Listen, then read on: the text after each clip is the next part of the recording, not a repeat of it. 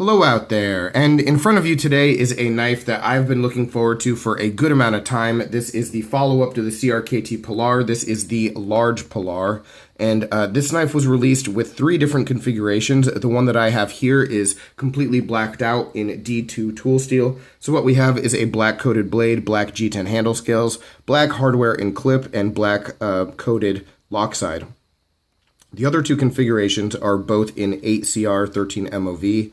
And one of those is just like the traditional standard Pilar that we all know and love, but that one does have a lot of weight relief, some milling on the frame. So as you can see here, there is no milling on this lock side, but the standard version, like I said, in 8CR has a lot of that, and so it's not really that much heavier than this knife right here. My buddy Blade Banter picked one of those up. I actually have one on the way as well, so I'll be following up about that, but I will link to his video down below. And then the third configuration is a sort of mix of the 2. It is that satin 8CR blade with a black G10 handle scale and then a non-coated lock side as well. All right, so a number of different options and a number of choices. And that's really, I think, the win here is that CRKT is giving us choices. You know, a lot of people wanted a larger version of the Pilar, and now we have it. And CRKT executed this knife well. It's a smart design, as we all know, because the Pilar itself is a big hit. And yeah, this one is just a little bit bigger and will probably appeal to maybe some different people.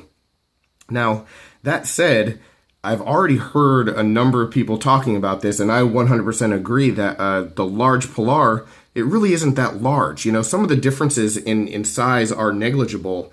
And so for people who were looking for like this standard size Pilar design and just something much bigger, this isn't really that knife. It's good and I highly recommend it, and if you've never had a Pilar of any type, I might say go pick this one up. But if you were one of those people that was like, man, this thing is just way too small, it's just not doing it for me, like, you really might not be into this one either. So let's get into all that. We'll start with a size comparison, and then we'll talk about some of the other new attributes with the knife and some of the good details here and there. But yeah, when it comes to just basic size comparison, I guess I will start with just the original Pilar. And if we line them up from the tip, what you'll see is this new one has a cutting edge that is just slightly less than 2.5 inches. You know, we look at the original Pilar, and it is, you know, slightly more than 2 inches. So, I mean, we're talking about less than ½ an inch difference in cutting edge, you know, about 1/4 to 1/3 of an inch difference. So really not that drastic. You know, and if we're looking at the knives, lining them up from where the cutting edge starts, you look at the butt of the knife, you know, we have about 1/2 inch there. But again, not very drastic.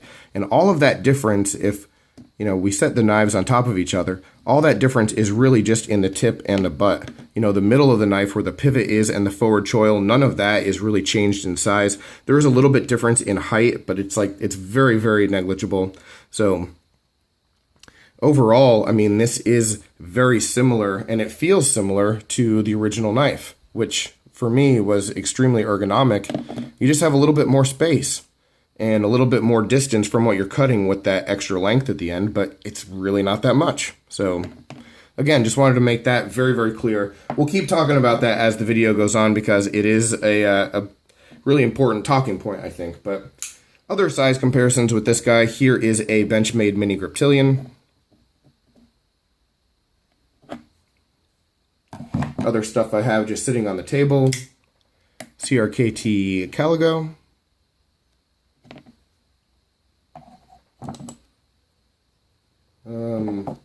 Here's a good one. Ontario Wrap Model 2. And one more thing that's blacked out, I have a Benchmade 943. Just for fun. All right, so getting into the blade, yeah, one of the big talking points here is D2. So CRKT has a number of models coming out for 2019 that are going to have D2 variations, which is nice. You know, they're listening to some extent to some of the people who really don't like the 8CR, so you do have this option. D2 is a steel that I'm a pretty big fan of, as we all know. So no complaints there. The blade overall, yeah, it's a great looking blade shape, sort of cleaver style, a little bit of belly. Excellent EDC kind of shape though, really functional. I don't know how this knife is going to hold up as far as like the oxide coating goes. It is at least in my estimation, the exact same stuff that you see on the Caligo or Caligo. Still, guys, I still really don't know what to call the damn thing, so Caligo today. But yeah, it's the same kind of coating. It's attractive, looks like it'll be just fine and hold up to use just fine. So I don't know, like I said, I will let you know as time goes by. And then there is no jimping on the blade, but that sort of leads me into ergonomics because I don't think that there's really going to be any way that people are going to hold a knife and cut with it like this. And if you were going to, you know, then you would really need that jimping, I think. But because of the forward choil being as large and pronounced as it is, I think in 99% of cutting cases, you're going to be holding the knife more like this, maybe all the way up here, choking up a lot. And in that case, you know, with the spine and this big depression, it is a little bit slick, but while jimping would help, it isn't all that necessary. You know, there is never really a circumstance with the original Pilar where I'm not using that forward choil. Sometimes, I've tried and it just doesn't work out, so same kind of deal. The jimping would be nice, but in this case, it's really not something that I count as a negative because functionally and realistically, it isn't going to be all that important. Then as we move on back, we do have this G10 handle scale. The G10 on this is most similar to, let's say, a Spyderco Tenacious, maybe a little higher traction. It's a nice scale, no qualms whatsoever with it at all. The backspacer, there were some like fit and finish issues you might remember with the backspacer on the original Pilars. Like none here, they're quite nice. And then the same kind of like black oxide coating on the lock side. So we do have a 2-position pocket clip. It does come tipped down, I just haven't swapped it over yet. It is the exact same clip though as the original Pilar. And guys, sorry if you hear me huffing and puffing, I'm trying to get over a cold, so sorry about that. But yeah, it's the same size clip. I actually posted something about this knife on Instagram and somebody commented about that. And yeah, I get it. You know, when I investigated, you know, a lot of the knives that I have clips that are a little bit longer in proportion to the actual size of the frame. And while maybe this knife could have used a larger clip, I think this one will be perfectly sufficient. So no big deal, at least on my part there. As you can see though, this one will carry, just like the original Pilar, it will carry a little bit deeper in the tip down setting than tip up, just based on where the pocket clip can screw in. All right, so big changes between this knife and the original, I guess, is that we do have a flipper. So yeah, the flipper is really nice and functional, at least from my perspective. You know, it is easy to actuate, right-handed or left-handed. So even with a little bit of pressure on the lock bar on this knife, I've had no problems. You can see we're still running on the like Teflon washers. So even though the knife is pretty smooth, it's not really going to drop shut. I've been like spider flicking it with no problem. You can also just use the thumb hole and flick it open. My buddy Stasa23, his big question when he saw that I got this knife was, can you like slow roll it open? And you can, but the D10, like, it pops out pretty far when you try to push it. And so, I mean, it takes a little bit of time and control, but yeah, you can do that as you break the knife in. But see, it just doesn't ease out that much because the D10 is a little bit strong.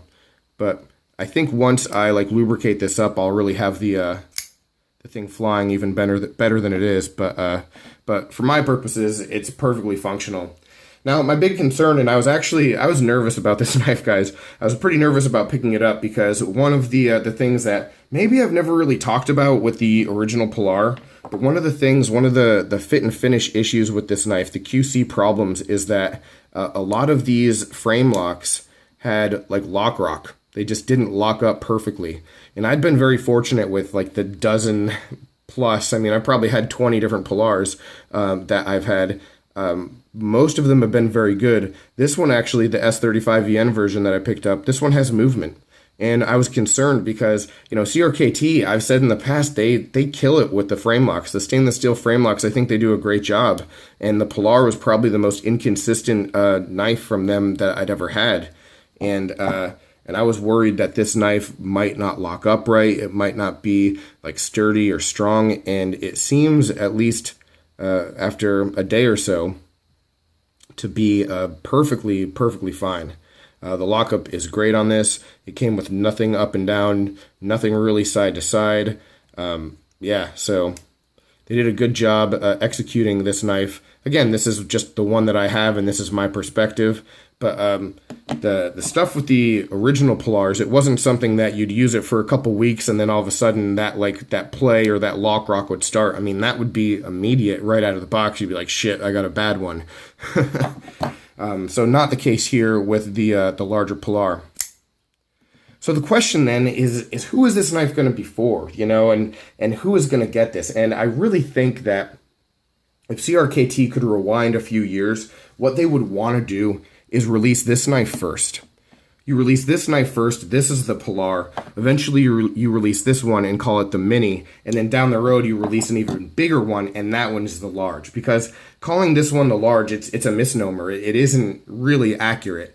And anyone who already has a regular Pilar and is like, I can't wait for that bigger version, you might be let down by this one, guys. It's a good knife, and I highly recommend it. If you've never had a Pilar at all, I would go with this one for sure. Why not? You know, it's got just a little bit more size. As far as legality goes, I don't think there's all that much difference. Maybe if you live somewhere that you can't have, no, I think, you know, over 2 inches and, you know, under like 2.5 still, right? So, yeah, I don't know that legally there'd be much of a difference in very many places either. So, for me, this knife is the one to go with 100% of the way. But if you already have the original Pilar, I don't know that you necessarily need this one. It's just not that drastic of a difference, you know? So, again, this is by no means me saying that I don't like the new model. I really do, and I think it's sort of in the sweet spot, but it's not that drastic a difference for anyone who already has a Pilar to have to drop everything and run out and pick this thing up, you know? At least someone with my size hands. If you have larger hands, then probably you'll need to pick it up or get it or maybe do that upgrade. Maybe it will appeal to you, but I know there is just going to be a large portion of the community who still says, I want something even bigger than this. So, all right. Overall, great knife. Excited, looking forward to seeing some of the other versions that people are picking up and getting my hands on those and seeing how this knife holds up over the long run. You know, if the QC on this model is consistent. So a lot of stuff to follow up about, and I will, but just taking a look at it and giving my first impressions today. So thanks for watching, guys. Take care. I will talk with you soon. Any other questions, comments, complaints, suggestions, you know where to reach me, guys. Have a good one.